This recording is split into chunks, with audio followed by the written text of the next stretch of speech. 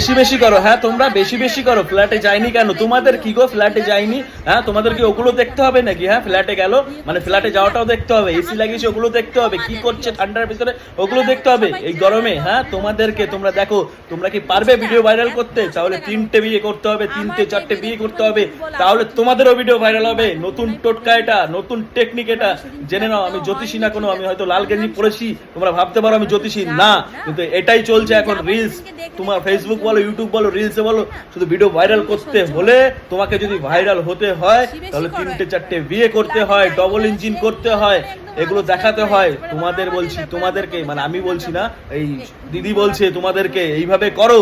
সুমিদি বলছে, সুমিদি যেভাবে করছে ওরা যেভাবে, ঠিক আছে সেভাবেই করবে।